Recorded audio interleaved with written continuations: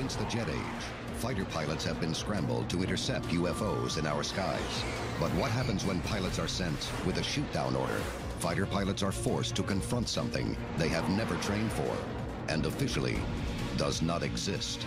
And when they encounter UFOs, their mission automatically becomes classified. Some pilots claim they can't catch the UFO. Others report their weapons jam when they try to fire. What happens on these missions is often made top secret. Is combat stress affecting pilot testimony? Are UFOs so technologically superior they escape us at will? And what happens when a UFO can even sense a pilot's intent to attack? Join us as we investigate dangerous fighter pilot encounters with UFOs. A global effort has begun. Secret files hidden from the public for decades, detailing every UFO account, are now available to the public. We are about to uncover the truth behind these classified documents. Find out what the government doesn't want you to know. Unsealed. Alien Files. Exposing the biggest secret on planet Earth. Fighter pilots are responsible for the safety of our skies. It's a dangerous job that takes lightning-fast reflexes and nerves of steel. They are some of the most highly trained professionals in the world. But there is one threat they have not trained for. It's one thing to, be in a dogfight with an enemy aircraft, but a UFO that, for all you know, has technology way ahead of your own. You go up there as a pilot, and what's going through your mind is, I may not come back down again. One incident in the late 1940s, near America's largest gold reserve, strikes fear in the hearts of American pilots and incites a media firestorm. Unsealed case file, the Mantell Incident. January 7th, 1948, Fort Knox, Kentucky. Captain Thomas F. Mantell is a decorated World War II pilot with over 2,000 hours of flight time. While patrolling the skies, he's told that a westbound circular object about 250 feet across has entered the Kentucky airspace. In January of 1948, Thomas Mantell was piloting a P-51 Mustang, along with two other P-51s. 3 witnesses in the control tower of Goldman Field at Fort Knox make visual contact. The P-51 Mustangs of the Kentucky Air National Guard turn toward the object and accelerate. Mantell allegedly reports over his radio that the object looks metallic and is of tremendous size. He got to about 20,000 feet when his P-51 then began to spiral out of control and later crashing, killing 25-year-old Thomas Mantell. Rumor spreads that Mantell has been shot down by a UFO. It's the first incident in U.S. history where a fighter pilot allegedly dies engaging a UFO. For the first time, the Air Force and the public realize that UFOs are more than just mysterious. They can also be deadly. The question is, how did he crash? It didn't crash in the ground like a normal explosion, like if they'd taken the thing and dropped it out of the sky, boom. And the time on his watch had stopped at the time of impact. The other idea is the UFO had an effect on his plane. Some experts also believe Mantell may have been chasing a top-secret weather balloon called Skyhook. Multiple Skyhook balloons were launched 250 miles northeast that same day, but none of the explanations stick. And the military begins to make UFO identification a top priority. It's going to definitely start spreading throughout the military and create some kind of hysteria or fear, because if your commanding officer says, get this enemy, and this enemy is better than you, there's a huge threat to that, and that's a huge problem. Years later, an incident in Brazil confirms the one fact that has dogged the world's military for 40 years. Chasing UFOs is one thing. Catching them is an entirely different matter. Unsealed case file, the Sao Paulo UFO incident. Sao Paulo, Brazil, May 19th, 1986. 20 UFOs are tracked on radar and seen by eyewitnesses on the ground. 2 F-5Es and 3 Mirage fighter jets are scrambled from Santa Cruz and Annapolis Air Force Base. We had ground radar tracking 20 objects. We had multiple airplanes seeing this thing over the 4 hours. Some of these pilots then acquired the UFOs visually, as well as on their radars. This went on, involved at least 6 military aircraft, maybe more. In a press conference, Brazilian General Otávio Lima states, "At one point, the chase was inverted, and an F-5E fighter was surrounded by 13 colored lights and chased with 7 on one side and 6 on the other." Afterwards, this was clearly taken seriously within the Brazilian government at high level. Senior Air Force officers were involved. I believe the Minister of Aeronautics was involved at one stage. The Sao Paulo incident is discussed openly by high-ranking government officials in Brazil. But then in the end, it was suggested that perhaps this was just space debris. Could it have been space debris? Yeah, of course, it could have been space debris if space debris likes to sit in one place and hover, but probably not. A short message from the U.S. Defense Attaché in Rio to the U.S. Defense Intelligence Agency reads, quote, "3 visual sightings and positive radar contact from 3 different types of radar systems leads one to believe that something arrived over Brazil." Up next, we reveal one of the most shocking incidents of fighter pilots engaging with UFOs, exposing just how powerless fighter jets can be, even when locked on target. This is Unsealed, Alien Files. Welcome back to Unsealed Alien Files. Armed with a shoot-down order, jet fighters have been intercepting unknowns in our skies for decades. But what happens when they decide to pull the trigger? Unsealed case file, the Tehran incident. Tehran, Iran, September 19, 1976. A UFO is spotted by civilians and confirmed by the control tower at Tehran's Mehrabad International Airport. The thing was about 300 foot in diameter. It was on radar. The F-4 Phantoms were scrambled. This thing was getting bigger in their screen, and they said, "What should we do?" And control said, "Shoot it down." One pilot gets close to the UFO. He describes it as an extremely bright object, like a small glowing moon. But what happens next defies explanation. A secondary UFO emerges out of the primary UFO and shoots straight toward the pilot's F-4 Phantom. Now, to a pilot, if you see a craft eject something and it's coming at you, it just fired a missile at you. So the next thing that he does is he arms his AIM-4 missile, flips the switch, and he's going to fire back. And just as he's ready to pull the trigger, everything goes dead in his cockpit. Missiles disarmed, everything's gone. His engines are working, but he's flying, but he can't shoot. It's a terrifying moment for any pilot.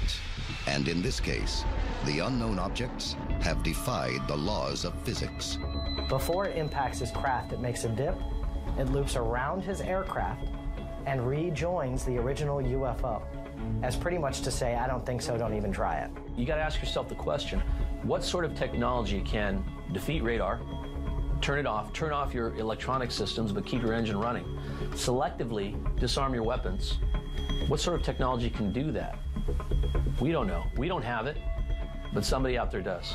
The Tehran incident is unprecedented in ufology because of the existence of a detailed defense intelligence report filed 3 days later. This is all documented in a 4-page declassified document in the United States intelligence community. This was obviously a very important event. An incident like the Tehran incident, everyone's going to take that seriously, from the CIA to the DIA to the U.S. Air Force. When you read from the first word to the last, reads like science fiction. They cannot explain this case even today. But there is another important document on the Tehran incident, one that explains why top secret agencies are still studying UFOs. The declassified expert assessment reports credibility of many of the witnesses was high. Visual sightings were confirmed by radar, and similar electromagnetic effects were reported by 3 aircraft. You're then confronted with something that is literally out of this world, that has nothing to do with anything they've been trained to. All of a sudden, you go from being the best of the best to quite possibly inferior to what you're facing. And that's a huge threat to any military anywhere in the cosmos. How do you carry out your orders on something that you 5 minutes ago didn't think existed anyway? The final conclusion of the 1976 Tehran DIA assessment states, quote, an outstanding report. This case is a classic, which meets all the criteria necessary for a valid study of the UFO phenomenon. Whatever was going on in Tehran that night, there was definitely something odd and strange. And the documentation, even decades after the event, can't explain it. Up next, the only known reported case in military history where a fighter pilot is given a shoot-down order and allegedly makes a direct hit on a UFO. This is Unsealed, Alien Files. Welcome back to Unsealed, Alien Files. Top secret government evidence, compelling eyewitnesses, and radar testimony suggest that advanced, unknown technology is threatening our airspace, and we may be powerless to stop it. Many pilots have engaged a UFO, only to have that unknown craft outmaneuver their jets, and worse, disable their instruments and weapons. But what happens when a shoot-down order is given and the pilot fires his missiles? Unsealed case file, the Peru incident. La Jolla, Peru, April 11th, 1980. In April of 1980, an object was detected on radar in Peru. This is about 7:30 in the evening. This is the case of Oscar Santamaria, and he was an Air Force commander who was scrambled in response to an uncorrelated target that was being tracked on military radar. Almost 2,000 personnel are on shift at Mariano Melgar Air Force Base when what looks like a weather balloon is spotted near a high-security area. A UFO had apparently penetrated and was operating within restricted military airspace, and he was ordered to open fire. Pilot Oscar Santamaria Huertas is scrambled in his Su-22 Russian-made fighter jet, equipped with 30mm cannon. Readied with a shoot-down order, he flies directly toward the unknown target. But what happens next is widely considered to be the only reported direct hit on a UFO in military history.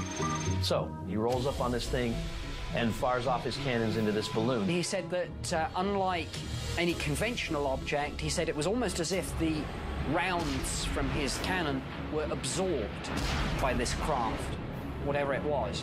It doesn't blow up, nothing happens, it seems to ignore the bullets, and then just ascends into the air at a high rate of speed. Gone. It's a scenario that is every fighter pilot's nightmare. His weapons are useless. Still under a shoot-down order, Santamaria spends the next 20 minutes playing cat and mouse with the UFO, trying to take another shot. When he gets close enough to make solid visual contact, what he sees astounds him. Now, I've met the Commandante, but I've heard it from him firsthand. I have absolutely no doubt that this happened exactly as he described.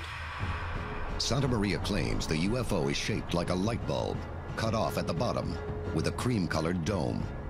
It has no visible means of propulsion, no windows, no wings. This now declassified official account of the incident is sent to the DIA. It states that the pilot, quote, intercepted the vehicle and fired upon it without causing any apparent damage. Believing the UFO is advanced technology from an extraterrestrial civilization, Santamaria fears for his life and rapidly descends back to base. Fortunately, the UFO does not follow. It's a combat situation, and any pilot in combat will be under extreme stress.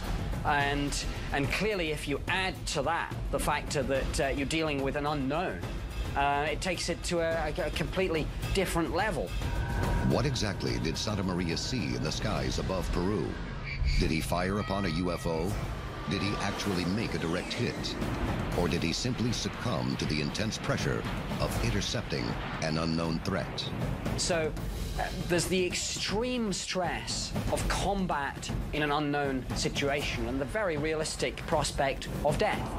So you get this kind of conflict that on the one hand they're involved in this maybe highly classified effort to engage with UFOs, and then after it's all over it's like, hey, this didn't happen. So I think pilots are being put under extreme stress at both ends of the spectrum. During the encounter, it's the combat stress, and afterwards it's that stress of secrecy and threats. Coming up, if aliens exist, are fighter jets committing an act of war when they intercept UFOs? And if so, are we prepared for the consequences?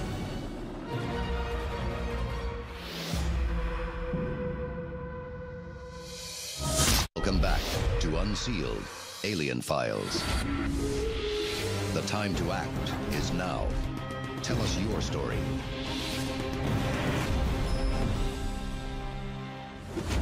Caught between defending our skies from unidentified threats and the possibility of Air Force reprisals, the testimony of pilots who have been ordered to shoot down an unknown craft is critical to the study of UFOs.